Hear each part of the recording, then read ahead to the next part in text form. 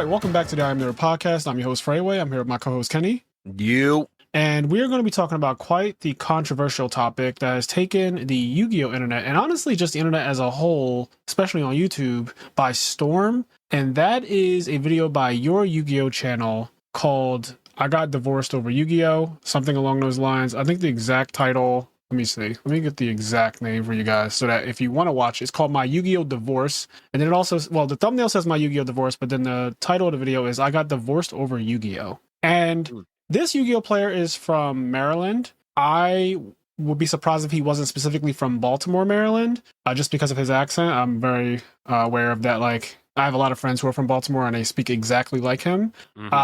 His name is like Japhet Clark or something like that. I don't know if I'm pronouncing it right. It's spelled in an interesting way. We might be friends on Facebook, but he's a pretty cool guy. I've been like aware of him for a long time because we're in the same space. Like we both, play Yu-Gi-Oh, fellow black man, now fellow content creator. I'm in the space that he's been in for a long time. And I've seen his videos in the past and stuff like that. Also know that he plays musical instruments. And yeah, so I've known of him for a while, and I didn't know that he was going through all of this. Apparently it dates back all the way to 2016, but this Yu-Gi-Oh video that he put out about getting a divorce over the game, essentially, I think is a really good talking point for, our podcast, because I have a lot to say about this, and I assume that Kenny probably has a lot to add to it as well. But the video, check it out if you haven't. Again, it's on your Yu-Gi-Oh channel, so just to preface this video by saying, watch the video if you don't know what we're talking about, if you're living under a rock, because people have did reactions to the video and think pieces on the video, and I'm talking about huge content creators with... There's been a lot. A lot of millions, people talking about it. Millions of followers, millions of subscribers. Like, I'm talking about some of the biggest channels on YouTube have done videos reacting or talking about his video. And so... also, shout out to him for getting over 100,000 subscribers on his YouTube channel. So I know that when he put that video out, he was at like 99,000. And awesome. Since then, since putting it out, he's received a lot of support. And also, obviously, some people are negative, but we'll get into all that because there's a lot to unpack. But his channel is now at 116,000 subscribers. And before that video, it was at 99,000. So it looks like it did a lot for his channel, which he seems to be very passionate about, being a content creator for Yu-Gi-Oh! And stuff like that. And obviously, existing in the same space, I can empathize with that.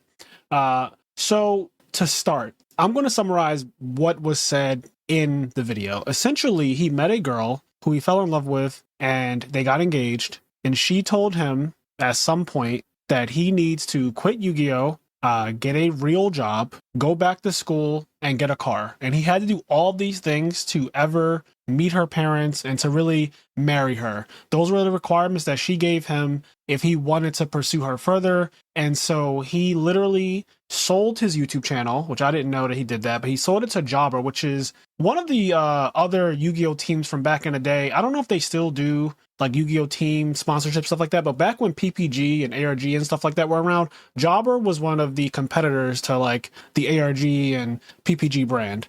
So I'm well aware of Jobber, and Steve Silverman was actually on Jobber for a while, as well as Jesse Samick. So yeah, so just to, exactly, right. So he sold his channel apparently to Jobber, which I heard in the video when I rewatched it.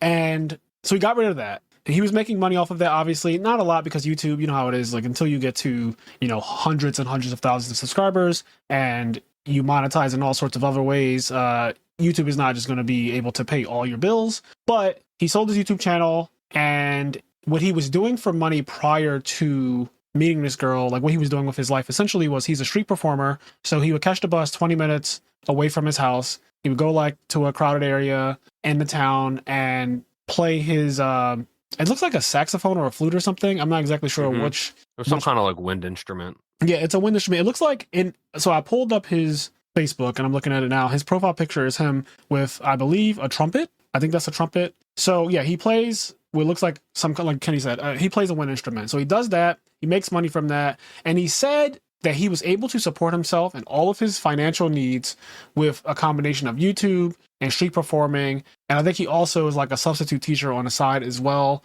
So he's basically a man who has a bunch of different gigs to support himself. And this is all prior to meeting this girl. Well, she wanted him to go back to school, which he blatantly says in a video that like school just isn't really his thing, but he still went back to school multiple times during their relationship to try to get a degree because she wanted him to be educated for the sake of showing him off to her parents and her family. And she was basically, the way it sounds is that she was embarrassed by the fact that he didn't have certain things. He didn't have a car.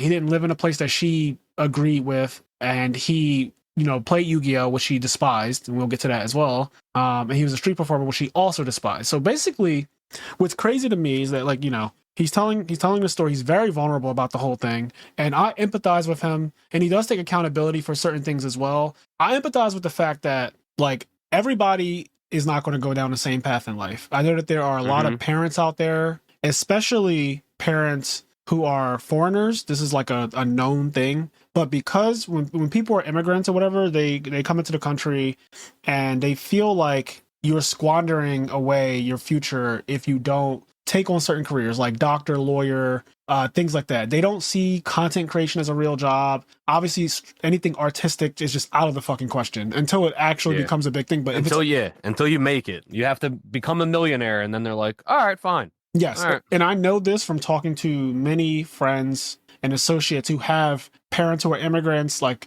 they're, first generation over here, like first generation American type vibes, and they just do not support a lot of things that Americans do, which like content creation is one of them. That's a big part of it. And our leisure activities as well just are nonsense to them. They feel like you should be going to get a doctorate. You should become a anesthesiologist. You should become a surgeon. You should become a lawyer, like just some crazy career that pretty much the types of careers, that are typical for people who make a lot of money, those types of things. Engineering, anything in STEM. STEM is also a short for all of that. So as soon as he started talking about this, I was like, oh shit, I've heard of this before. Like I've heard of women like her who come from that background where the parents are super strict and they will literally disown her or look down on her and berate her about the fact that she's dating what they would consider a bum. Like they would just not consider him to be like human, essentially. Like they will treat him like a subhuman person because he does not stack up to their qualifications. It sounds like this person probably comes from money. It just sounds like a come from money type of family to me. It does. Where they're very unaccepting of like certain people, especially people that haven't finished college, or even if they did finish college, but in a major they don't agree with. Classism. To even go further on classism, even if the person themselves have done a lot of good, if they come from people, like sometimes they'll just judge that person based on their parents. Like, oh, his dad's a plumber and his mom's a this. Right. And they'll judge that person and the whole offspring and the whole family based on who the parents were and be like, we shouldn't really be with those people. And it's pure classism. Like it could be completely, obviously, in a lot of instances, race can play a part. Yep. But I have no idea what the race of the woman was. So in this instance, I'm going to ignore race. Same. But even outside of race, it is a classism thing that can happen regardless of race to a lot of people. Yep. That's very true. Classism transcends racism, honestly. Like at the end of the day, the rich are the rich. And everyone else is, despite your color, you could be any color you want. If you are not rich, you can definitely be perceived as lower than or less than, like subhuman even, because you are not of that 1%. So that is a real thing. And there's a lot of pressure to live up to your parents' aspirations for you. I also come from a family like that, unfortunately. When I was younger, my mom and dad both put a lot of pressure on me. That's why I went to private school my whole life. Like I had tuition every single year, thousands and thousands of dollars for my schooling throughout my entire life. And that was all because they wanted me to become like their idea of success, which is, doctor, lawyer, accountant is also acceptable in that. It's like any kind of, I guess they call them blue collar jobs, like those types of things. But that's basically what white collar. I don't remember. Or is it white collar? Yeah, it might be white collar. But I think white collar might be like accountant and stuff, and I think blue collar is like construction or something. Okay. I'm not 100% sure. Yeah, white collar definitely sounds like, I think you're right. But like they wanted me to work those kinds of jobs or like, become successful in those specific ways. Like if I said I wanted to do music or I wanted to be an artist or anything like that, my parents were definitely not with that. And there was a lot of pressure to be a straight A student throughout my whole life. Report card time was just like a very stressful, like, I hope I was in the top 10 of my class. Like I always had to be at the top of my class. That's just like a thing. And it took a long time for me to to break out of that. But this isn't really like about me here. I'm just kind of trying to relate to the idea. Like I relate to both the fiance and to your Yu-Gi-Oh channels, the reason why things are happening for both of them in this story. I get it from both sides. Like I understand him just wanting to live his life the way he chose to live his life, because it took, like I said, it took me a while to break out of wanting to live for my parents' sake and just live for my own sake, like live for my own happiness, because I just realized I wasn't really happy living life through their lens. I think what you just said is really important. And that's kind of my takeaway from watching this, because I didn't watch all the reaction videos, but I watched this video. And one of my first thoughts watching it was like, how the hell did they even get married? Because like, and it's a shame, because it seems like at this, like basically as soon as they got together, she was already trying to control his life. And I guess a big takeaway from me for this, and something I want to, try to tell people, and if anybody ends up hearing this and they end up going through something similar, is that like, try to have like that self-confidence or that self-respect or whatever, because a lot of relationships fail because of something like this, where two people may be physically attracted to each other, which is, I assume, what happened here, but they do not mix as people at all. And one of my first reactions to watching this was like, oh man, that wife or fiance is a bitch. But then I was like, well, I don't really know her, and I don't know her side of the story. Who knows what it is from her perspective, number one. But also, number two, she might be a perfectly fine person for someone else. These two people do not mix. They're and it's incompatible. Just a shame. Yeah, they're completely incompatible, and they ended up falling in love or whatever. And it's a shame from your Yu-Gi-Oh channel's perspective that like maybe he didn't have full self-confidence in himself, or I don't know, whatever it may be, but he decided to leave behind what he loved in pursuit of somebody else to make somebody else happy. And I think that's something that happens to a lot of people, where you give up something of yourself, something that you love, something that you truly enjoy, in order to make someone else happy. And that kind of relationship just never works. It always ends in a very depressing, sad state. And it's just kind of a shame that whole process went down for both of them. And it's one of those things where hopefully more people, as people learn and like mental health becomes more of a thing we all accept, that it's like, you know what, like I can be happy with myself. I can like Dragon Ball Z. And if this person that I want to date doesn't like Dragon Ball Z and doesn't like me because of it and doesn't like Yu-Gi-Oh and Kingdom Hearts or whatever, then like I don't need to be with that person. If they're going to fucking berate me every time I turn on my PlayStation 2, I don't need to be with that person. Like I'll find somebody else. And even if you don't find someone else, I know being alone is scary or whatever, you probably will. But even if you don't, you're not going to be happy sacrificing everything that makes you happy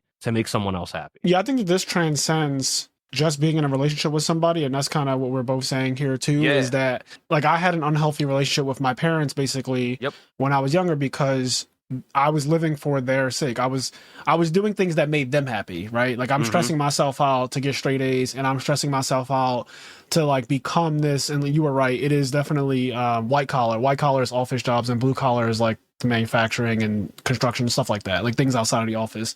So I was, stressing myself to end up with a job that they approved of, a career that they approved of, a future that they approved of. And that, I mean, that goes in so many different ways, because there's also multiple layers when it comes to me, but like I know a lot of other people probably can relate to this. But if you have an estranged situation with your family, or if you just know the pressures of living for them and doing things that they want you to do, even though you don't necessarily feel as passionate about it or care about it, it's rough, especially when you love the person. And obviously he loved this girl, he married her, she was his fiance, whatever. And I've, obviously love my parents, right? So it's tough when somebody who you genuinely love, and you, like, I'm talking about unconditional love too. Like you love this person so much that you'd marry them, and you love this person so much that, they took care of you, they raised you.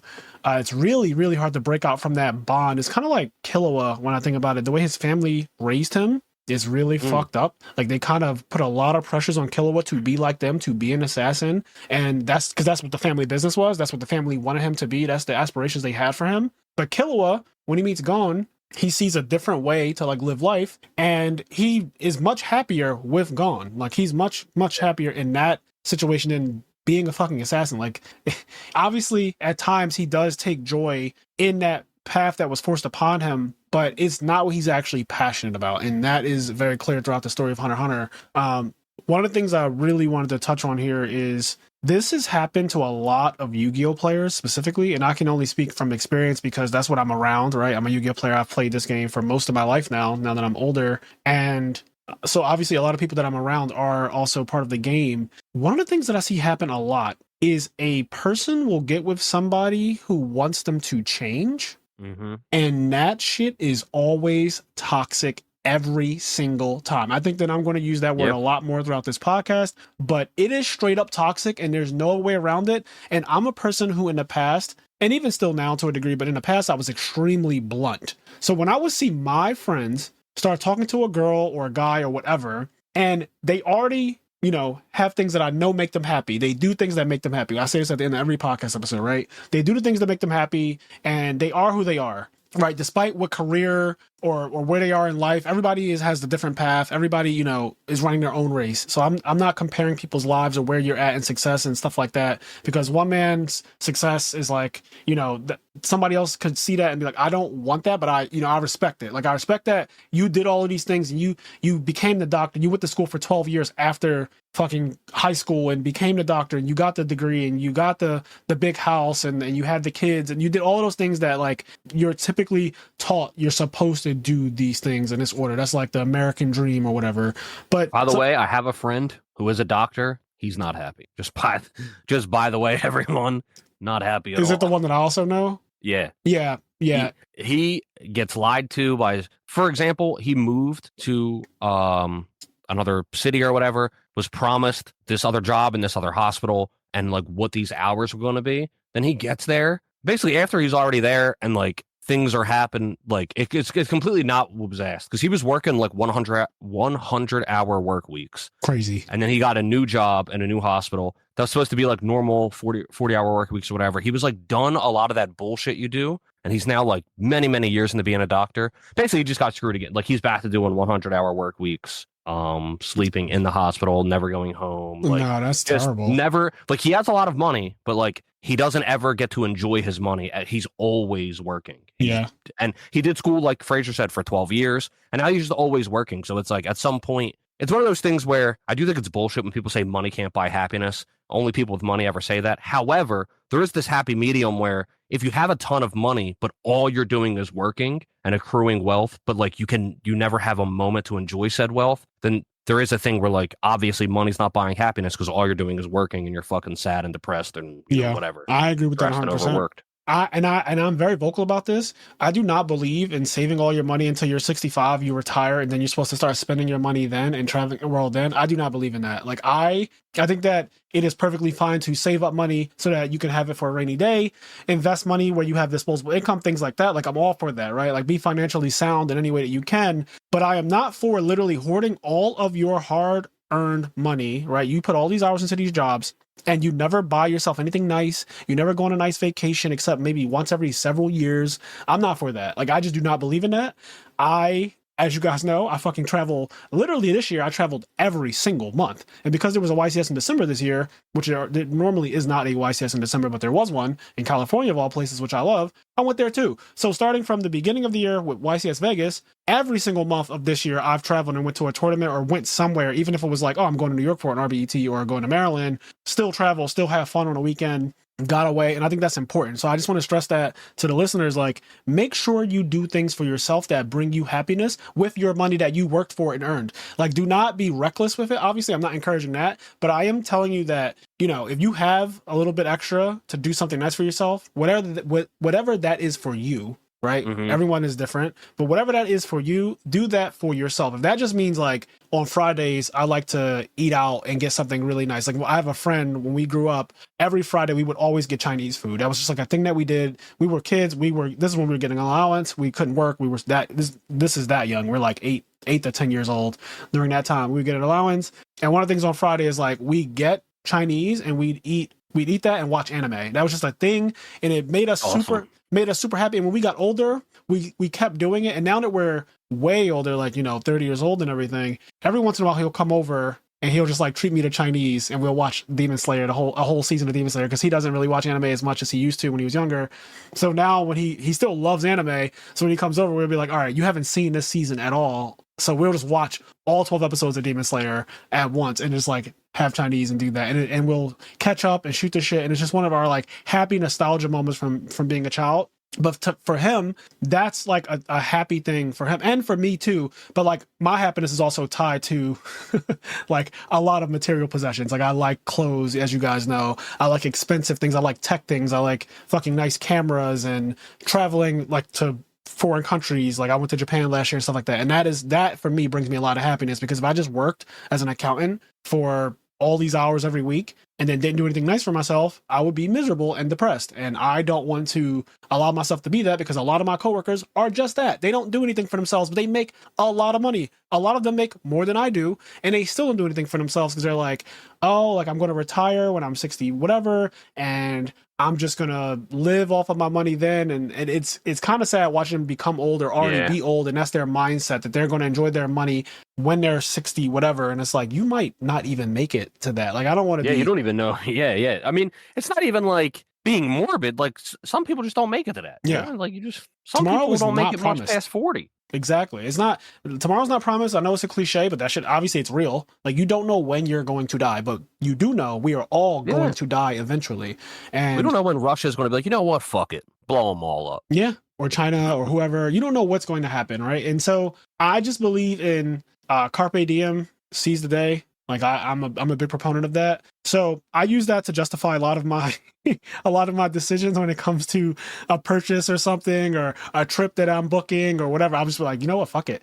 Like, this is gonna make me happy, and this money is just sitting in an account doing nothing. Like, it's just sitting there doing nothing, and this will bring me happiness, so I do it. But back to the point of, like, you get with a girl or a guy and you already have your ways. And then because you really like this person and you grow to love this person, they ask you to change, which I already think is so fucking toxic, but they ask you to change the person that you are fundamentally. So in the case of your Yu-Gi-Oh channel, he was a street performer, a Yu-Gi-Oh player, and a content creator. And she asked him to stop doing all of them. Like, there's no compromise either. It was literally all three of the things that he loved doing, that he was passionate about. I don't care how fucking much money he was making off of it or wasn't making off of these things. Like, clearly they brought him a lot of happiness.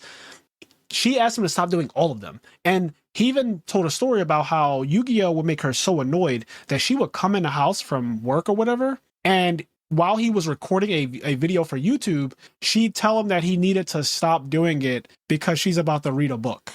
Like, that's the type of controlling, manipulative, nasty, toxic shit that I really don't like. When he said that, that made me a little bit angry. I'm not gonna lie, because I literally experienced my friend getting with a girl who was just like that. She fucking hated us hanging out. She hated him going to locals. She hated him doing anything with Yu-Gi-Oh cards. At one point, she threw his cards in the trash. Just like, I've seen it all, and it really, really triggers me knowing that people get treated like this by people who they love. Like, because she knows she has the power of her pussy, and she fucking has a hold on him. Like, he literally can't do anything. That's another, like, thing that you just said that's kind of important. And once again, I don't know if this is the case for your Yu-Gi-Oh channel, but assuming he had a similar upbringing to a lot of other nerds, basically, if you're into Yu-Gi-Oh, more often than not, you are a nerd, right? Yep. To some degree. And in general, nerds have a difficult time finding a partner. Yeah, statistically, so that's just facts. That's just literally facts, statistically.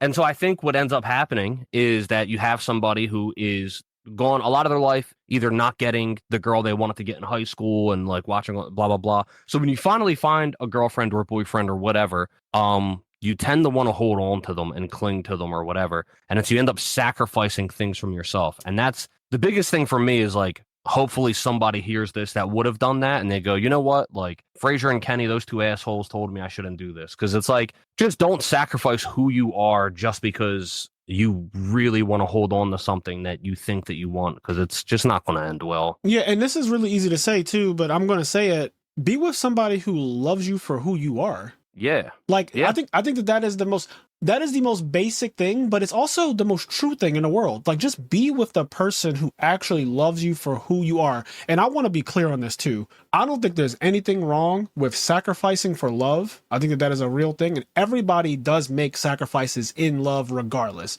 You are going to sacrifice something. There's some level of sacrifice. There's some level of sacrifice that you want to make. I'm not naive in thinking that, like, oh, you meet a person and you add them to your life, but you don't change anything about yourself. Like, no, you do change for that person in a way through growing in love with them. But that's sacrifice, and this is important because I really like what you're saying, But to clarify even more, I think the sacrifice that you make should ultimately be a positive sacrifice. For example, let's say, let's say you're a Smash player. Yep. Okay. Let's say you play Smash, and true to form in being a Smash player, you probably don't take a shower every day. All right. Oh God. Oh God.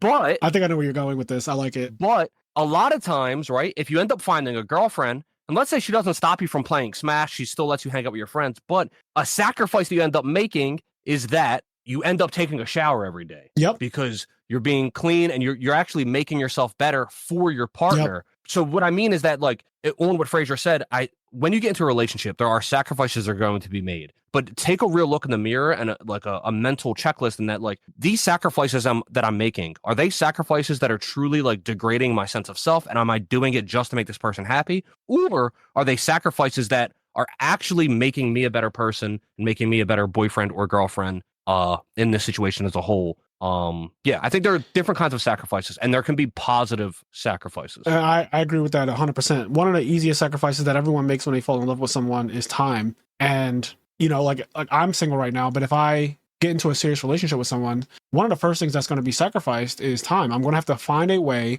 to, even with all my podcasting and content creation and going to the gym and working, everything that I do, right? I'm going to have to find a way to fit them into my very busy schedule. But if I love them, I will find a way. And I think you can use yourself as an example for this, Kenny, because you're now married, you have a wife. And the coolest thing to me about your wife is that, now I know her as well, and she's been around for years. She is very similar to you. She does a lot of the same hobbies that you do. And I think that that's one of the cool things about being with somebody like that is you guys are kind of a good example. I'm not going to say your couple goals or anything like that, because I don't want to jinx anyone's relationship and all that. Because every time people are like, oh, Will and Jada are a couple goals, or Beyonce and Jada are a couple goals, and those people get divorced. Will and Jada is crazy.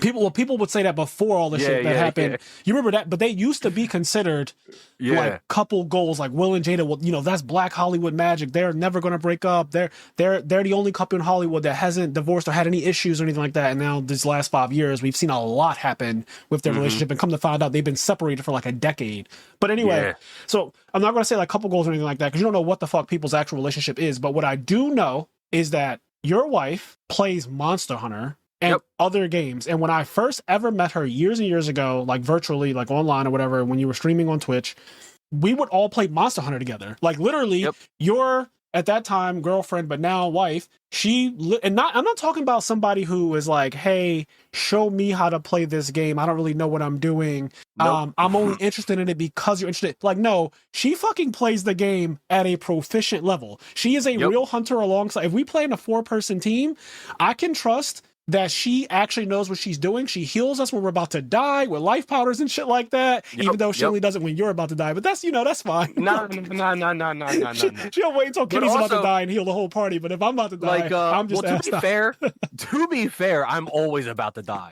Yes, so if she heals when I'm about to die, that means everybody's getting healed all the time. But I love it. Like, she actually knows how to play the game. She loves the game herself. And gets obsessed with it the same way anybody else does, where, like, I remember getting on a call, like, with her, because at the time we didn't live together, obviously, and we'd get on a call, and then, like, she would show me, like, her build that, just like me, probably sat in front of her screen for, like, 4 hours. Oh, 100%. Tinkering with decorations and armor slots and pieces.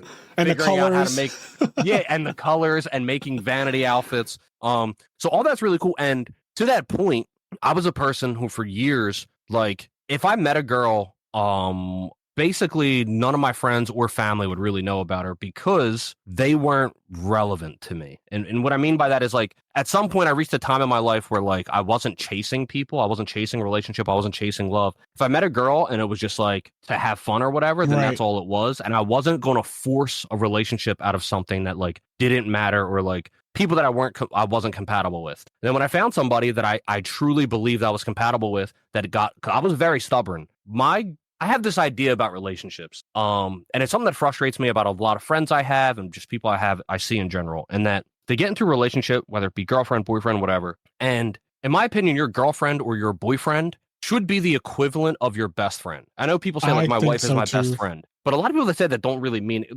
The point I'm getting to is that your girlfriend or boyfriend should be the same kind of person as whoever your best friends are. They should be able to hang out with your friends and everybody get along. And that's what I have. It's like I wasn't going to have a serious relationship with somebody until I knew that it was a person that like I could hang out with Frazier or Gary or Cheyenne or Medina and like play the video games and watch the anime and everything like that. And that might be asking for a lot for some people, but I was stubborn. I was happy to be like, I just won't be in love for 10, 15 years. Yeah, however long it takes. Until I have that person, because I don't want to be in a relationship with somebody when I say like, oh, I'm going to go hang out and like play Monster Hunter. And then they're like, oh my God, like I'm reading a book.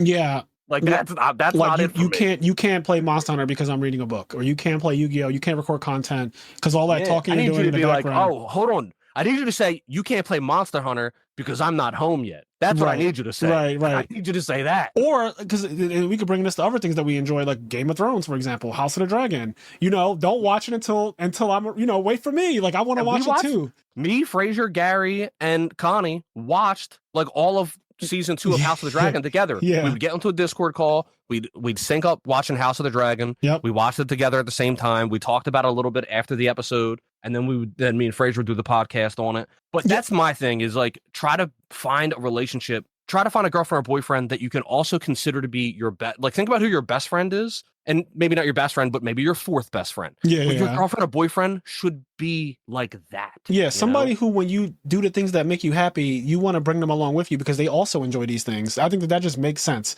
Like it just makes sense to me to be with somebody, like Kenny said, who is your actual friend in real life. Like they're genuinely somebody that has the same hobbies and interests that you do. It's okay to also have ones that aren't the same, obviously, because two humans are just not going to be the complete, they're not going to have a bunch of similarities all across the board. There are going to be some places that you guys just differ. You might like pork. She might hate pork. You guys, when you guys go out to a fucking hot pot, she's like, "Oh, keep the pork away from me." But like, you're like, "I fucking love this shit. Give me all the pork." But you at the end of the day, you learn each other. You learn what each other likes and don't like. But the crux of it is that you have the same interests, and that is so important. If I got with someone, it would have to be a fellow nerd. I don't think that I could be with someone who just isn't into the thing. So I like clothes, right? Like I'm very passionate about fashion.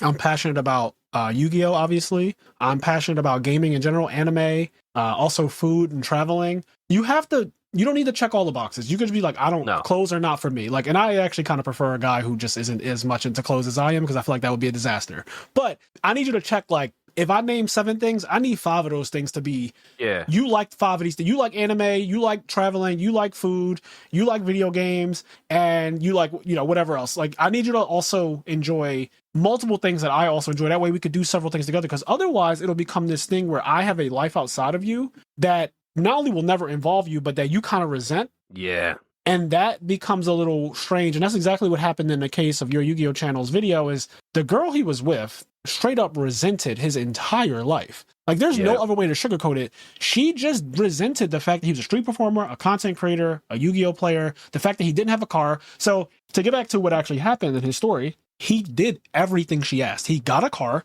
He went back to school. Like and the bad part about all of this is that, so he went back to school, incurred a bunch of debt and everything, and did not actually go through with like the schooling to the end. Yeah. Which, for one, he never really wanted to do the schooling thing, because if he wanted to do it, he would have done it prior to. And like I said, schooling is not for everyone. So he went through that for her sake. He bought a car, even though he said, like, I never needed a car, because where I live, he lives in the city, and where I live and where things are, I can get to all of those things with just like public transportation, which also keeps his expenses really low. And he just never needed one. So he was doing a lot of things just for the sake of her, and he checked off every single thing that she wanted him to do, but then he wasn't happy anymore. So once you remove all of the things out of your soul, you're left with nothing. You have nothing left. You're just a soulless being at that point, living for someone else's sake to make them happy. And that fucking sucks. And another thing on that note is, okay, you guys come to this relationship. If there's one person in the relationship that is demanding all the sacrifices, here's the thing. And let's say you do all the sacrifices. The saddest part is when you get to the end of that road, not only are you not happy because you don't have any things that make you happy, you're also not going to be happy because in this relationship, the person that has made all the sacrifices is only one of them. So the other person in the relationship doesn't know how to make sacrifices. Yeah. You have a relationship where only one person sacrifices for the happiness of the relationship and the other person doesn't. So now if the other person is ever uncomfortable at any time, they're willing to throw it away because they haven't actually invested any stock in the relationship. They haven't sacrificed anything for the relationship. They've just depended on you or asked you to do all their sacrificing. And that is, once again, another reason why these kind of relationships can be very unhealthy, because you have more stock in the relationship than the other person does. The other person hasn't sacrificed anything. Yep.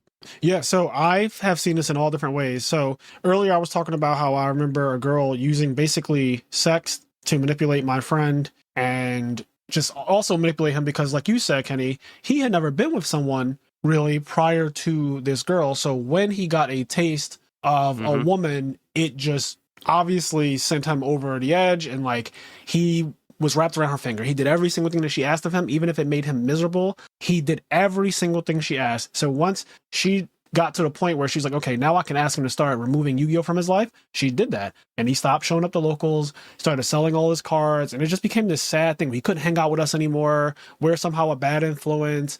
Just a lot of bullshit. So it made me hate her. And I'm vocal, I'm blunt. So it got to the point where I was like, yo, I don't even want to be around you if she's going to be around, because I have a hard time not saying what's on my mind.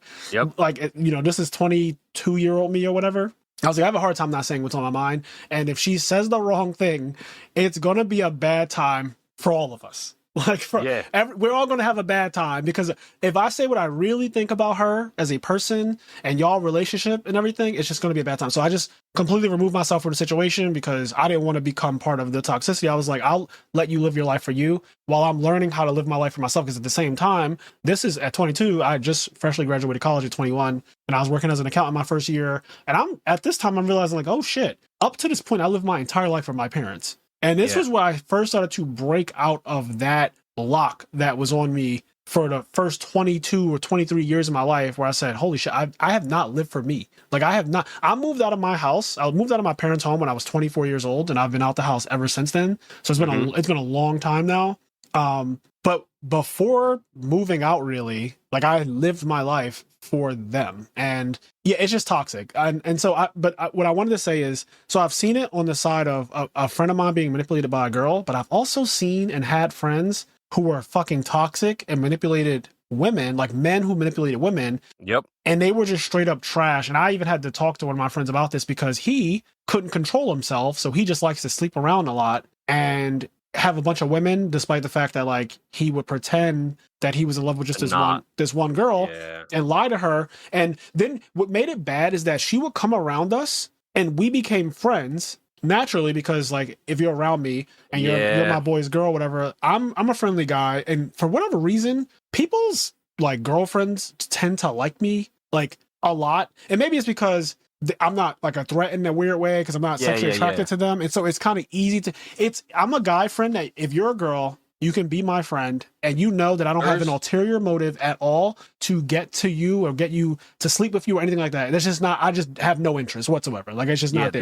There's a reason why there's the gay best friend trope. Right. And it's because like it is, girls live in an interesting world where their guard has to always be up. Remember Fifth Rate Duelist on here?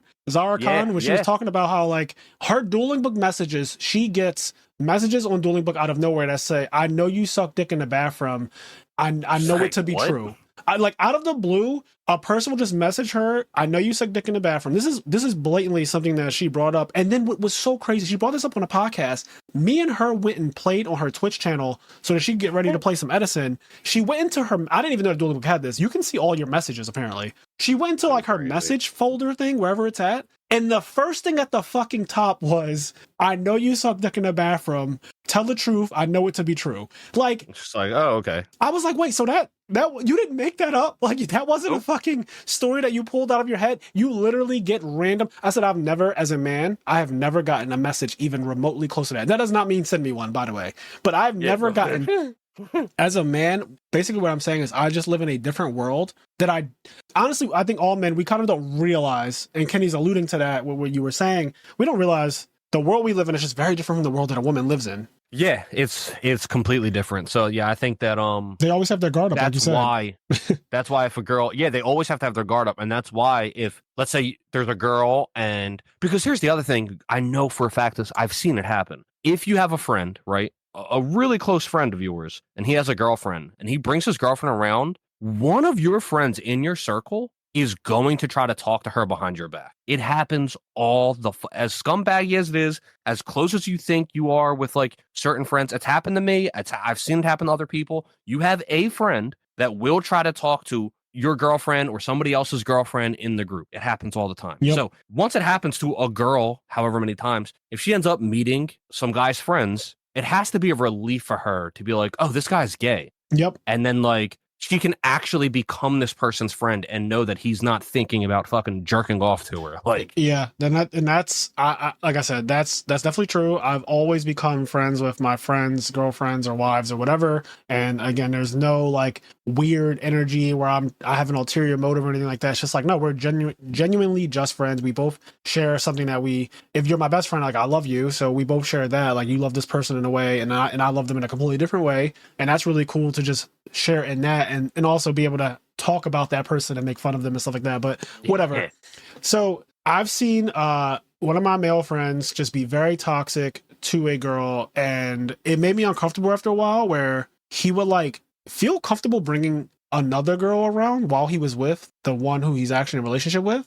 And so now he makes you party to the lie. Yes. And you're like, hey, I'm this person's friend now. Yeah, like I don't put me in this fucking situation, bro. Like this is not okay. Because now she's starting to ask questions about like, and I could tell that the questions are no longer innocent like they used to be. It's like, oh, was he with you at the event? Like were you guys playing Yu-Gi-Oh cards this past weekend in Miami or whatever, but like was he with you the whole time? And I'm just like, why would she ever ask me something like that? Like, why would it be like, did he step off or did he go somewhere else? And I'm like, oh no, like she's starting to become aware of like who he really is. And him being my friend, I don't want to be the person who's like, yeah, he's fucking cheating on you like crazy. Like every time we go on a trip, he's fucking someone else. He meets up with someone every time we leave. Every time he's not in your sight, he's fucking someone else. Like so I just told him, I was like, I don't want to do this. Like, please stop doing this. This is making me very uncomfortable. And I don't want to be the guy that fucking outs you. Like, I don't want to ever be that person, but you are putting me in a really, really bad spot by making me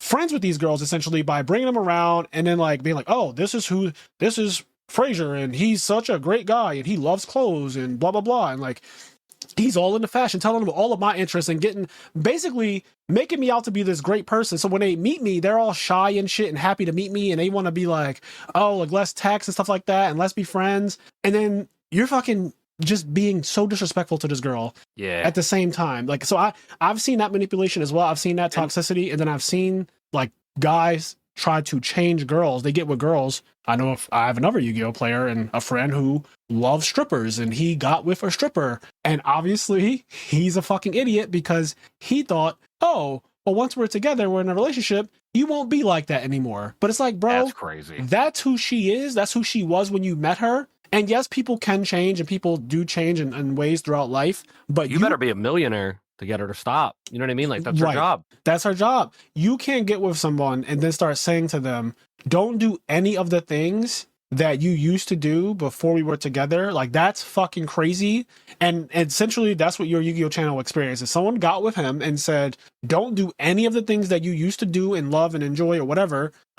You know, quit all of it. Now I could see if a stripper was like, okay, you tell her, I'll take care of you and I'll take you from this. And she accepts it like, I've been waiting for a guy to come through like you or whatever. Fairy tale romance. She leaves the strip club. You guys become married, wife and kids. Everything works out. White picket fence. But that's just not reality. You get with someone, you don't fucking ask them to change who they are fundamentally. That's just not real. I wanted to quickly say, and just because you're in a unique position in being gay, because something that you described where you become friends with your friend's girlfriend, because I've had a similar situation, but me not being gay caused a different argument that I don't think could happen to you. But basically, I had the same discussion with a friend of mine. I was like, yo, like you made me friends with your girlfriend and now you're like cheating on her. And like, I'm friends with her now. So now it's awkward because I'm watching my friend get cheated on and go through all this stuff and blah. And like, I know, like if I knew a girl was cheating on you, I'd come and tell you. But because I met her through you, I'm not allowed to go tell her and stuff like that. But then the accusations that I'm getting levied is like, yo, bros before hoes. Like, what are you trying to fuck my girl? And it's like, no, like I'm not like, because this idea happens where it's like, oh, you only want to like go tell her because like you want to get with her. Right. Like, no, you made me this person's friend. Right. And now you're treating her like shit. Like, Yeah, it's really unfortunate. I know exactly what you're talking about because I've been privy to those conversations that have happened with other people where that what you just said is like, oh, you're trying to push up on my situation. It's like, no, I'm not. But this is getting complicated because you two are fucking complicated individuals and you've involved me and I'm in too deep. So I'm just backing away. Y'all do what y'all want. That's my response to a lot of things. I end up just completely backing away out of situations because it's like, all right, I see how toxic this is. Y'all not about to be mad at me. Yeah. Because y'all gonna end up together anyway. Y'all gonna go back together even after if I were to tell you what he's really doing, and if I told you what she's really doing or how she really feels, you know, y'all will be pissed at that time. But I know how people are. They'll fucking end up together anyway. And then I'll be the bad guy for fucking spilling the beans. So I just mind my business because I've seen people spill the beans to other people and it just does not work in their favor. It's like, yo, I told you what she was doing or what he was doing. And now we're not friends somehow. Like somehow me telling you about your girlfriend, is it the embarrassment that like, because I noticed she fucking cheated on you, you hate my guts. You feel like I somehow had something to do with it. I don't know how you came to that. Like, but somehow you end up with her still. She cheated. You guys get together anyway because you're fucking a simp who takes back people who cheat on you, which I think is bad for men and women to do. But you take back people who cheat on you, and then you're mad at the person who told you in the first place. Like, did you want to just live in ignorance and still be my friend? Like, if I was supposed to just hold this secret that, like, yeah, this fucking person is absolutely dogging you out, and I know about it, and you're my best friend. And so I can't, but am I supposed to say something? Like, that's always super complicated. I hate being put in those situations. So it becomes really awkward. It's funny. That just reminded me of like, there's this really old interview with 50 Cent. I don't remember who the other person was, but 50 Cent was basically saying like, why say fuck me for? He gave somebody advice to not get in the middle of like Lil Wayne and Birdman's beef. Yeah. Because he was like, at the end of the day, they're family. So you get in the middle of the beef, and then when it's all said and done, they're both going to be against you because they're going to make up and be family again. Like don't get in the middle of the beef. It's not worth it. Yeah. And that's kind of a very similar situation to what you're talking about. Yeah, it literally is that. Why you say fuck me for? So because you get in between two people who are fighting and you're like, yo, chill. And then they be like, no, fuck you. And they go back to you're like, yo, why you say fuck me? Like, I'm trying to help. But what did I do? Yeah, literally, like, what did I do? So that whole toxic situation, I've seen it on every side. I don't think that any one gender is responsible more than the other when it comes to being toxic in relationships. I've seen men and I've seen women be toxic throughout my life. So in different ways and in the same ways, in all types of fucking ways, people can just be humans are just toxic people when they want to be. So I've seen it in every possible way. I'm not playing the fucking what a war of the sexes or whatever they call it. Like, I'm not doing that.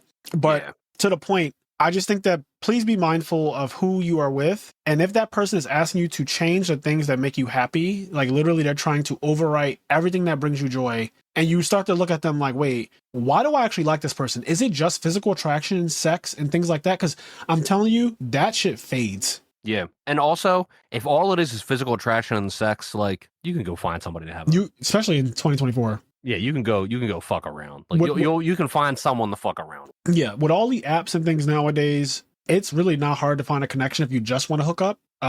Yeah, that's just the reality of it. So I think it's important to just remember, if someone is asking you to change who you are fundamentally, that person is not good for you, no matter what they look like. They might be good for your penis or your vagina, but at the end of the day, they are not good for you as a person. You're not compatible with this person outside of just a sexual attraction, which eventually those superficial things like that won't matter in the grand scheme of things. When you consider a long-term relationship, you get to an age where you realize, like, it is more than just attraction and sex. Those things are important, though. Don't get me wrong. They are very important. You should be sexually attracted to your partner. You should be, having a lot of sex and stuff like that. But at the end of the day, we age. Like, that can't be enough. Like, that's just not enough to hold two people together. Also, there just needs to be, at some point deeper in the relationship, when, let's say you're 10, think about your mom and dad, right? Was your mom and dad having sex every time they saw each other? Yeah. No. At some point, the thing to do in bed has to be watching a movie. Yeah. Like, of course you're going to have sex, but like,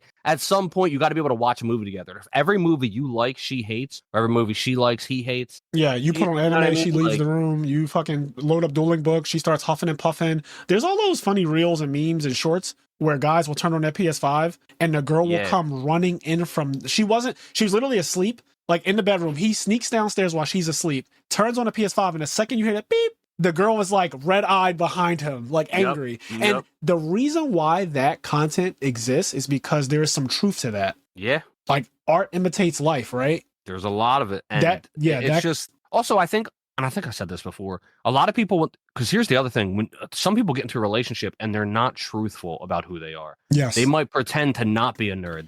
They might pretend to not like Yu-Gi-Oh that much. They might pretend to not watch anime. And then what ends up happening is like, eventually you're going to you might talk to a girl and she might ask like, oh, what do you do in your free time? And you go, oh, I actually trade stocks. And you don't tell her that really you're just like playing GTA 5. And then eventually, if you're living together, you're going to want to play GTA 5. And then she's going to be annoyed by it because she didn't know that in your free time, all you did was play GTA 5. Right. That's very true. What you just said about false pretenses, like getting with someone with false pretenses. You believe that they're a certain way, and she might have fallen in love with the idea of you, or he might have fallen in love with the idea of who you are, and then who you really are doesn't align with the person they fell in love with. So now you guys are at this impasse where it's like, well, shit, I thought that you were, a guy that goes out to the club all the time because maybe you guys met in a club, but you're not really the club guy. You just happen to be there for your boy's birthday that one time. Yeah. This is a situation that happened to me. So let me just use myself as an example here. So my best friend,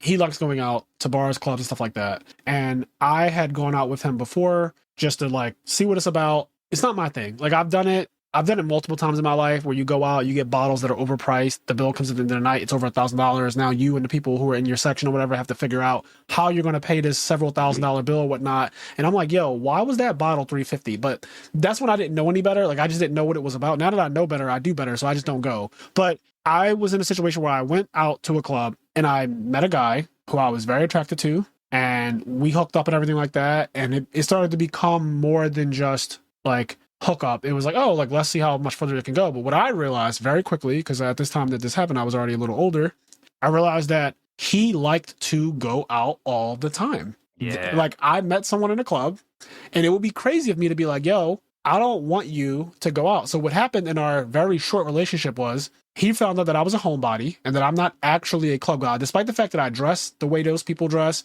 And then I was there and that's how we met. I don't actually like doing that. I am in the house most of the time, right? Like, yep. I do not like the outside. I am very much a recluse and I'm okay with that. I know who I am.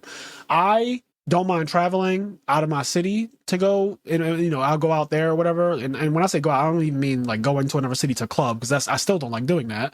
But if I go to another city, I'm more outdoorsy than I am in Philly. Like when I'm home, yeah. I'm a homebody when I'm in Philly. And when I go to Cali or Miami or Orlando or Texas or Vegas, or whatever, I'm outside a lot more because like, why the fuck would I fly away somewhere and then be in a hotel room, right? Yeah, it's crazy. So I met this person. We started dating or whatever. I realized that our interests were completely misaligned, but I was so physically attracted. The sex was fire. Like the sex was fire. And every time I'm just looking at him, like, you're like my dream guy to look at. Like physically, like looking at you it does everything I needed to do, right? It does everything I needed to do. But after that is done and I want to put on Demon Slayer because the new episode just dropped, or I want to watch Game of Thrones, either you're on your phone the whole time or you fall asleep, or you want to go downstairs to FaceTime your friend or whatever, or you're just like, I'm going out tonight. And I am not a controlling person when it comes to relationships or people. I give people their free will. Like, use your discretion. If you think that this is a bad idea for our relationship or whatever we have going, then obviously don't do it. But do whatever you want to do. I think everybody is free to do what they want. I do not try to tell people, you can't do this, you can't go out, you can't talk to that friend, you can't play that game, you can't, whatever. I'm not that guy. I let you do it. I do not check phones. That's just how I am. This is the kind of person that I've grown to be over years and years and years. I just don't agree with the whole controlling, like, I need to be up your ass the whole time and make sure that you're not doing something. I feel like if you're doing all that, you already have a problem. You don't trust this person. Yeah. And it's not worth being the relationship's already over. Yes. It's just a fan. Like if every time, look, okay, I mean, great example. I mean, you were talking about my relationship earlier. You're talking about your relationship, we'll keep it in the family. Yep. But back earlier this year, I mean, a couple months ago, not like early in the year, but we did the Airbnb thing, right? Yes. And it's funny because at the end of the day, it was all guys and then me and my girlfriend / wife. Yep. In a lot of situations, and like there was times where I left the house, I had to go somewhere, like maybe I needed to go pick up food or whatever, and so I left and I went in the car with like one other person. There's a lot of people that would be completely untrusting of like their girlfriend being, in a room, like 5 of their guy friends or whatever, and they're not there. But me, not only do I have complete trust in her, I also have complete trust in my friends that are there. That's why they were there. Right. Like the friends that I have there, I have complete trust in all of them. Yeah, that's true. And her. So it's not even something you got to think about. But I've been in situations where like a friend of mine will go somewhere and it'll be like 3 other guys in there and his girl. And he'll text me after he leaves, yo, make sure nothing happens to Shannon or something. And I'd be like, all right, I got you. But I'd also be like, bro, why are you in this situation where you got to be like, make sure she doesn't mess around or make sure he doesn't mess around with her? It's like, that's crazy. Yeah, that's not good. 100% not good. So I definitely seen some of that type of thing before. I just think it's important that you're compatible with the person. I realized very quickly that even though I could be very physically attracted to someone and I could have amazing sex with them and everything,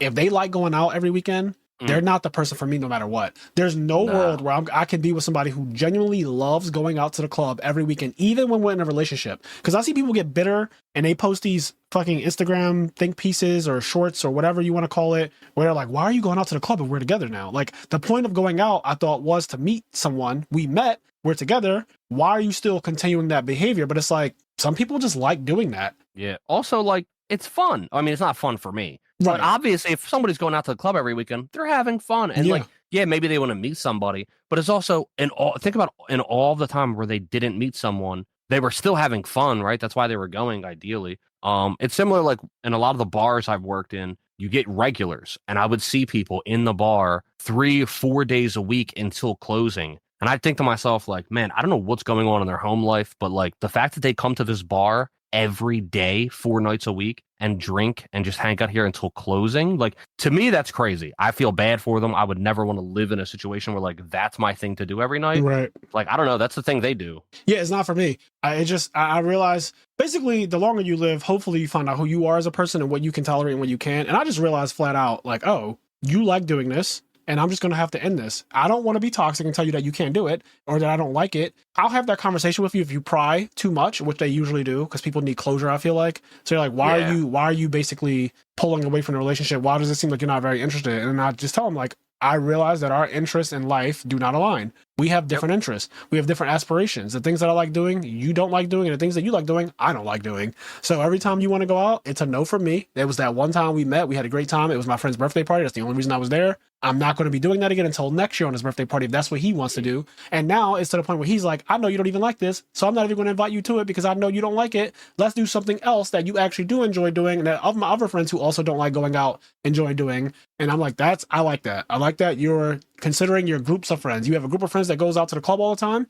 and then you have your nerd friends who don't do that shit at all. And we celebrate two separate. You celebrate with them, you celebrate with us. Okay, so that's like a very mature way of handling all of that. And I hope that if you're listening to this, you got something from this conversation, or that if you can relate to it, definitely like leave a comment or whatever. Write in a listener letter if you've ever been in a toxic relationship or you've been with somebody who asked you to change. And if you're the person who has gotten with a girl or a guy and you thought that they were supposed to change who they are and cut off all their people and basically try to isolate them and make it where they're only you and you control and manipulate them, then you need to really look inward and figure out, like, you have some shit wrong with you, because that is a very toxic way to be. And a lot of people are going to have a hard time admitting that. But if you are that person, it's bad. It's not a good thing. It's just flat out not a good thing objectively. You got to look in the mirror. You got to grow up a bit. It's a learning thing. Sometimes maybe you don't realize what you're doing is toxic, and maybe you got to hear it and look in the mirror and realize, you know what, this is a toxic trait, and you got to learn from it and grow. That's very true. You're right. Sometimes you don't know until you know, right? When you know better, you do better. And if no one tells you, hey, the way you are is not okay, like, your behavior is just not okay. It's objectively bad behavior. You need therapy. You need to figure out what's going on with yourself. It's just not a good way to be as a person. You are a toxic person, flat out. Like, flat out. It is a toxic behavior, and your relationship is obviously going to also be toxic if you're like that. So, you know, I've seen relationships crumble that people thought they were happily in love, and then what ends up happening is that control and manipulative shit, it never works out. So I hope that he's in a better place now. I saw that your Yu-Gi-Oh channel, he did a follow-up video saying that he did move out. He got a room where he lives in. Is like, he pays like $600 a month, which is really cheap for rent in 2024. That's crazy. Yeah, he's paying $600 a month for rent now. So yeah, it seems like he got out of that toxic environment at least, and he's going to work on his YouTube channel, work on being a substitute teacher, go back to the things he liked to do, like street performing and things like that. He said he's going to buy the car that he wants, this is a cool thing that I like. That silver lining, right? He was in a bad situation, did not have a car, didn't care for cars at all. He got with this girl, and she basically forced him to like, you have to get a car. And in that, clearly he found that, oh, I actually kind of like these things. So now one of his goals is, I'm going to get the car that I really want for myself or whatever. And I think that's really cool that like somebody, you know, there is a silver lining. It's not all bad. And he does take accountability for like wanting to better himself in certain ways and things like that. And I think that there's nothing wrong with that.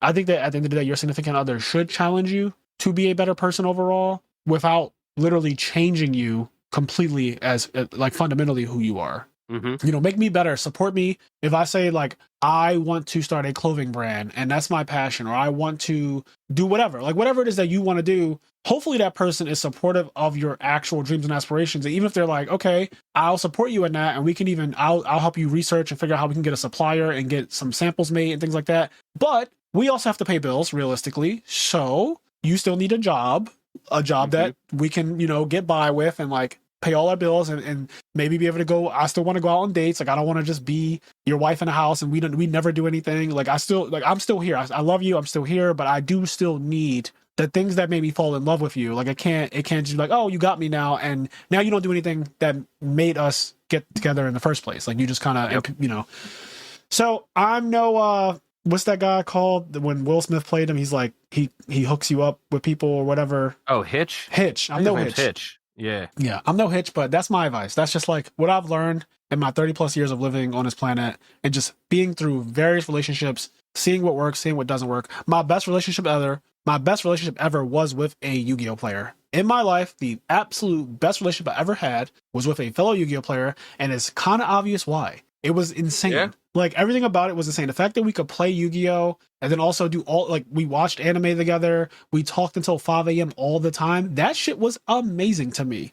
And I never found someone else who's quite like that, which is why I kind of empathize with Yu-Gi-Oh! Players who get with a girl who likes Yu-Gi-Oh! And essentially everyone at the locals covets that girl and eventually usually dates the same girl, because it's rare to find someone in a nerd world. Maybe not as much anymore because there's a lot more places where nerds gather. There's all kinds of cons and shit now, and the world is very different from what it used to be 10 years ago and even 20 years ago, whatnot. But usually what you'll see is one nerd guy will have a girl who's also a nerd. They'll break up, and then somehow one of his friends will start dating the same girl because they have so much in common and they're very compatible already. And they probably were friends too, because if my best friend is dating someone and then they're with someone who I'm already like naturally friends with, it's very easy to form the connection to get together after that. So that happens a lot. I think a really good example. What was the name of the guy? I'm sorry, I don't remember. We've had a lot of guests. We had a guest on where he told a similar story where he was dating a girl, they broke up, and she started dating, I think, Billy Brake or whoever. Oh, and then he was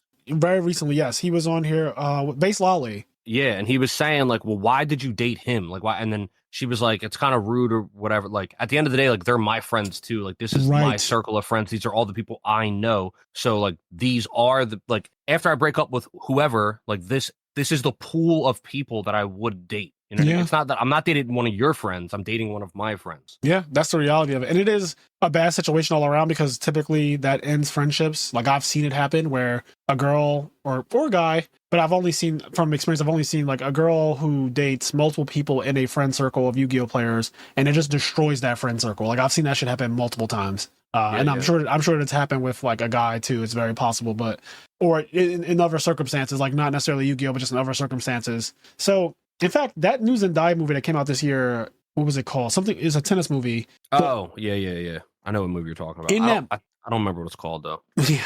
In that movie though, it's this whole situation is the entire movie. It's two guys who love the same girl, and they obviously are very competitive over her. One of them ends up getting with her and marrying her, and the other one doesn't. But the one that she doesn't end up with is like very resentful, and they're no longer friends. And they do a fast forward like 10 years later, and so like they're fully together, but she's not happy with him. She ends up talking to the guy that she could have been with him, right? He's the best friend. She could have been with him. They go out to like coffee or whatever, and the movie kind of, you know where it's going basically. It's one of those kind of things like, what if you were the right one and I chose wrong type of situation. And it's really good though. So check out that movie. It's starring Zendaya. and it's amazing. I actually really, really enjoyed it. It has a pretty decent rating too. Forget what the name of it is, but it has a tennis-like name. Forget something about tennis. Like what the name in tennis. Yeah, if you type in Zendaya tennis, you'll find it. Yeah, in fact, because I'm obsessive, I'm just gonna type in Zendaya. Oh, Challengers. It just came to me. I think it's called Challengers. Zendaya Challenge. Yeah, you're right. It's called Challengers. So the movie Challengers is 2 hours and 11 minutes. It has an 88% on Rotten Tomatoes. It is a very highly rated movie. I enjoyed it. Me and my friend went to see it, and it was, I didn't even know what to expect. I just knew that Zendaya was in it, and I love Zendaya, and she's fucking beautiful. And I was just going to see her act because she's an amazing actress. I watch Euphoria. It was amazing. So that whole movie is kind of similar to the shit that we've been talking about in this podcast episode. Anyway, I want to move on to the next thing that we were going to talk about, unless you have something else to say about this topic, Kenny. No, I think we covered it pretty well. Okay. So I wanted to read some listener letters because we've had some that have been in the inbox for a while now, and I don't want you guys to feel like you're forgotten about. So let me start off by saying that if you want us to read your listener letter out loud on the podcast, please send it in to imnerdpodcast@gmail.com. Again, that is imnerdpodcast@gmail.com, and we will read it aloud on the show eventually. Eventually, we do get to them. So give me 1 sec. I'm just going to take a swig of water. Okay. So this one comes from Austin Cruz. It says renewed interest. So when you're talking about your renewed interest in gaming, it kind of reminded me of my renewal with Yu-Gi-Oh! And also with anime. With video games, it was really either Monster Hunter, Melee, or Smite during that time. Between a relationship and school, I couldn't really afford to play Yu-Gi-Oh! I pretty much sold out everything but GBs through various formats and keycards like Go Stardust and OG Dad. Ended up moving back after dropping out of school. Again, still in a relationship though. When they announced the new GB support in Modern, the first time, I told her I was going to start playing again since my favorite deck is getting new support. Started picking up cards again and learning the meta. I got in one regional before COVID and bubbled the last round. And by the way, he's saying like this is with GBs in 2020. That's when Tri Brigade was released, and that got me on the Modern meta train. My COVID conspiracy at the time was it was released because they couldn't stand GBs being meta again. Took that time to start picking up cards to rebuild since it was still before all the price hikes. Since everything slowed down, I started reading manga again since it's usually easier to read at my own pace instead of watching. I was still watching stuff I either never finished or never watched. For example, I never watched Hunter x Hunter before the pandemic. Now I'm at the point where I'm picking out anime like people try to find TV shows to watch. Having weekly episodes keeps me from getting burned out on trying to binge everything, especially with so much of my time getting taken up by other things as well. So this was in regards to, we did a podcast episode about just talking about our interests and like how God of War essentially revived my love for gaming. And as you guys saw, I was streaming God of War Ragnarok, and I basically streamed all of it except the last 2 hours. Like I literally got 2 hours away from the ending, and I haven't streamed in a while because my birthday came up in Thanksgiving, and it's been like holiday season ever since that last stream I did. I do plan. Frazier doesn't finish games. Well, the funny part is, Kenny, here's the craziest part. I actually did finish it blatantly. Okay. But I did it off stream because I didn't know that I was that close to ending it. So I was playing it. I was like, I don't feel like turning the camera on. I don't feel like turning the lights on, pulling up the green you just wanted screen. to play. I just wanted to play. And I was like, I don't think I'm that, like, I didn't know how close I was. So I started playing it, and I got to a point and it was like, oh shit, you're fighting. If I'm fighting this guy, it's the end. So I ended the game. I saw the whole thing with Atreus at the end and Angrboda, and they're walking off the mountain and I saw the whole thing. And I was like, fuck, I still need to do this on stream. So I still plan to play those 2 hours on stream. And I might, because I have a lot of time coming up off from work with the holidays. So I might actually just spend that 2 hours at some point randomly. Like if you just see a random God of War stream coming up, just know that it's because I'm ending the game for the stream. Just so that, in theory, my goal was you could watch all of my lives for God of War Ragnarok, and you could see the beginning of the game when Thor comes into your house and fights you, all the way to the end of the game, right? When you're in fucking Asgard and shit is popping off. So I plan to do that still. But that game, I fell in love with gaming. I got my gaming PC in October, and I completely fell in love with gaming as soon as I started playing God of War. It's such a good game. It's such a good game. Like, oh my God, I cannot stress. God of War Ragnarok is so fucking cracked. Everything about it, the combat, the fucking story, everything about it is so goddamn good. So that made me remember, this is what you fell in love with when you were a kid with Zelda. This is what you fell in love with as a kid when you play Final Fantasy games, when you play Legend of Dragoon, Legend of Legaia, just various things throughout my life. Parasite Eve, like Mega Man 8, Mega Man X4, X5. Just so many games throughout my life that I played and I enjoyed. When I was playing God of War Ragnarok, it reminded me of just sitting in a chair, not having to think about all my responsibilities because at the time I was a kid, and just enjoying what was in front of me for hours. So yeah, that's awesome. I love that. I've had off and on, like, especially with gaming and anime. The biggest is like when you start working a lot. Like, Yep. I remember watching anime all the time, and then all of a sudden I'm working 10-hour days, 6 days a week, and it's like, oh shit. And then you don't watch anime, and then finally when you get some free time, you like catch back up on it, and you're getting back into it. So it always feels good when you get back on the anime train. Speaking of, as a quick side note, at some point, I don't know, I'm sure you've heard of it, but we have a lot of stuff on the list, but we should add Don to the list. That's just a random side note. That's what I've been hearing about it, because it's the anime talk of the year, like Tokyo Revengers was, like JJK was, like Chainsaw Man was, and just like all those anime, despite whether they're good or bad, that's subjective, right? I'm hearing about it so much that they're kind of forcing it on me, and I'm wondering if it's actually good, or if it's one of those things that like the internet is just trying to make you watch this because everyone else is watching it. Bro, the opening theme song is just too good. It's actually really good. The music is what makes me want to watch it the most. It's just like but it also looks really cool. I know stuff about it, but the opening theme song is the music is so good. I love that opening theme. All right, so we can sometimes that's all it takes. We can do first 5 of that anime. Like, I'm down. Yeah. Well, I think they went on hiatus at episode 10, and now I think episode 11 and 12 just came out. Okay. I don't know if it's 12 episode season or what. If it's a 12 episode season, then we can do like 6 episodes. Oh, right, I don't really know. I'll find out how many episodes the season's supposed to be, and then whatever. Yeah, I think that it would probably be a good idea in 2025. Let's try to do this, but when anime comes out, we could start doing like first couple episodes and making a podcast out of that, or maybe even just do like new season. Let's watch episode 1 of like 5 of them. Instead of doing one anime, 5 episodes, we could do like 1 episode of this, 1 episode of that. That could be like an idea for next year. Yep. Because anime comes out in 2 cycles? There's like the fall cycle and the winter cycle or something. No, they come out. There's every spring, single summer, season. fall, winter. Yeah. Okay, so it's so we could probably try doing something like that, especially when we know good shit is coming out. Because I knew about this anime coming out, just like I knew about Solo Leveling coming out, and everyone was talking about that before it ever dropped. And so there's a lot of anime that people know, and there's a lot of hype surrounding it. And I'll be down. But this Dan the Dan thing, the name sounds so dumb. It just doesn't sound like something I would ever watch. But Chainsaw Man also sounded fucking stupid to me, and I watched Chainsaw Man, and now Makima is one of my favorite anime characters already, and I actually just love what Chainsaw Man transformed into by like episode 4 or 5. The tone of it just drastically changed when they talked about the Gun Devil. I was like, wait, this is dark. This is like very, very, very dark.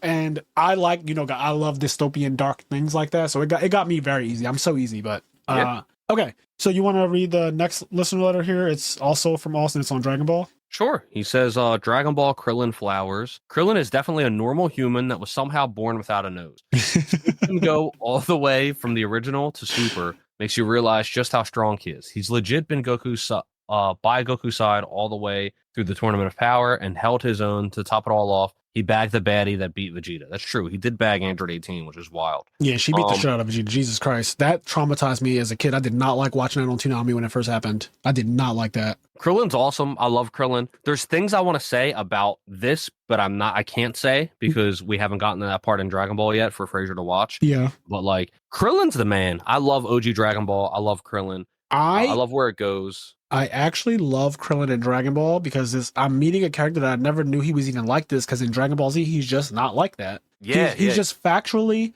not the same character that he is in Dragon Ball. In Dragon Ball, he's such a schemy. They even draw him with the little fucking thin eyes, and he's like literally doing the little grubby hand thing. He's like, he's such a little fucking schemer, and he's kind of not a straight up villain, because especially where we are right now, we're at the beginning of the tournament, and the 5, once every 5 years, the martial arts tournament. So him and Goku are cool now, and I really like the way Goku supports him and tells him like, yo, you can actually fuck this guy up or whatever. That's dope. But I do have a lot more respect for Krillin, and I also just enjoyed the character that he is in Dragon Ball way more than the character that he is in every other Dragon Ball series that he's in. Yeah. So. And it's funny, you're like retroactively seeing the character development. Right. You knew where he ended up, and now you're actually seeing, his childhood, which is like, oh shit. Yeah, it's crazy because I cried when Krillin died by Frieza. Like, I literally cried when Goku was like freaking out and like, I won't let you get away with this and all that. That scene where he's like, somebody help me, like that, and that made me I literally cried as a little boy. I cried in front of my TV. My dad could not understand what made me so upset. I fucking cried tears when Krillin died, bro. Literally cried. I also think I teared up when Vegeta died, when Frieza just fucking death beamed him while he was chilling on the ground talking shit. So I've been emotional from Dragon Ball multiple times. I can't imagine how bad it would have been if I had seen Krillin from the very beginning of Dragon Ball all the way to the time that he died in Dragon Ball Z. Like, I think most Americans saw Krillin die first before they ever saw Dragon Ball, because Dragon Ball just wasn't for sure. Dragon Ball wasn't a thing. But we didn't get the true character development of like, yo, this was Goku's right-hand man at one point. Like, they were boys. And we got a little bit of that in Dragon Ball Z, but seeing it from Dragon Ball, I almost want to say I'll watch Dragon Ball Kai or something after I'm done with my Dragon Ball watch through, just to get to that moment and see like how it affects me then. Yeah, for sure. Yeah, I mean, traumatize myself. It's really cool. I mean, going all the way to the Tournament of Power when like they had like Goku and Krillin and Master Roshi. There's a part where like Master Roshi gives his little speech and he re-says the thing that he teaches them all the way back in Dragon Ball that I think at this point, you know, Frazier has seen, but when he says like the Turtle Hermit way and it's like train hard, eat well, like study, like and rest or whatever. I don't remember the exact thing. Yeah. Master Roshi's like saying all that to Goku and Krillin as he like, because they're counting him out. He's this old fucking man and he ends up getting like a crucial knockout in the Tournament of Power and like he ends up getting knocked out and he like imparts one last lesson on his boys and Goku gets Ultra Instinct and everything. It's fucking awesome. Okay, so our next listener letter is from Vincent Zen. Shout out to Vincent. He says, I can't take it anymore. That's the title of this email. He says, howdy, y'all. It's been a while since I've written in, but after listening to the Daima podcast, so Dragon Ball Daima, we did a podcast on that. He said, after listening to the Daima podcast, it had to be done. This letter is going to be a rant, and I don't know if it's been a bit the whole time, but here we go. Firstly, when I heard Frazier pronounce S-Barrow for the first time, I had to take a double take. I knew what he was talking about, but what the heck is S-Barrow? So for people who don't know, I was ranting about rest stops and how we went to one that had Chick-fil-A, Starbucks, and all this other broken shit, but then there was just the pizza place. S-Barrow is literally spelled S-B-A-R-R-O. I've always seen that at various malls and shit like that, but usually no one's buying the pizza. So I call it S-Barrow. I don't know how it's actually pronounced, but basically Vincent here is, he's about to make fun of me for the way I pronounce things. So here we go. He says, as I kept listening and the food section came up, Frazier also started saying, Wagyu. Do y'all remember Gyutaro and Daki from season 2 of Demon Slayer? The same Gyu from Gyutaro is said in Wagyu. After hearing S-Barrow and Wagyu repeated in one sentence a lot, I felt I had to say something. Anyway, regardless if they were intentional mispronunciations or not, thanks for all the content y'all make. These podcasts help me get through my weeks so much when I'm going to regionals to see family, etc. Overall, I think it's been a great year for Edison, and hopefully our community continues to thrive. Thank you so much, Vincent. So two things. One, S-Barrow, I still on purpose. Yeah. S-Barrow, I still don't know how the fuck to say that one. So if that's not how you say it, I genuinely don't know. Wagyu and Wagyu, I do know that there's a difference, and I do know how to correctly pronounce that one, but when I am speaking fast and just when I'm speaking in general, I tend to say things the easier way it is to say them, or I just make up words altogether. And I've been doing it since I was a kid. So one of my favorites is Final Fantasy VII, when you get to ride the big yellow birds. I know now that they're called Chocobo, right? That is their name. But when I was 10 years old playing Final Fantasy VII, me and my best friend, I called them Chocobos. And up until Final Fantasy 10, like way after 10 now. So I'm probably like teenager, 16 years old or something like that. So 10's been out for years at this point because 10 came out in 2001. But I'm a teenager and I have been playing Final Fantasy 10 a lot because I used to replay it all the time. This is my favorite one. I've realized like, okay, at some point you got to give that up. The Chocobo thing, you got to give up Chocobo. It's just not Chocobo. It's Chocobo. And you know, I know that the right word is Chocobo, but I still say Chocobo every once in a while because when I'm speaking quickly, it's just kind of easy to say Chocobo. Tell the people how you say Tatsumaki. Oh God, Tatsumaki no Kuya, or a foot set Dugan. Yeah, a foot set Dugan. Whenever they do the Tatsumaki, the spinning hurricane kick. Frazier was in my basement. He was like, he stands up. So here's the thing: Frazier's not usually this guy. Frazier's not a physical comedy guy. No. He doesn't like do physical comedy, but he stands up in my basement. And he's like, I thought it was a foot set, and he like plants his foot on the ground. He like swings his leg over, like plants it. He's like, I thought it was like a foot set. And then like, I fucking do the little spin kick thing. I look so dumb. You probably, yo, I am an idiot. But a foot set Dugan is what it sounds like they always said to me when I was a kid. So I was like, a foot set Dugan. It is it's funny though, especially listening to those old games and just hearing what you wanted to hear. Like I remember like Tiger up your butt. Like, Oh no, tiger up your not butt. tiger uppercut being tiger up your butt. Tiger uppercut, tiger up your butt. Yeah, shit like that, and fucking, and who knows what spiral?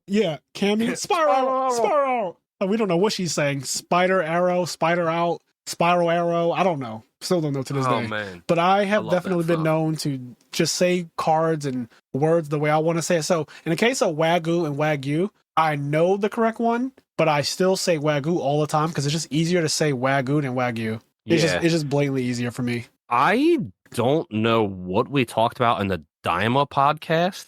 Did we talk about food and A1 beef and Esparrow and in the Daima podcast? So I'm assuming that the Daima podcast was tied to my trip to Niagara where we talked about rest stops. Okay, but I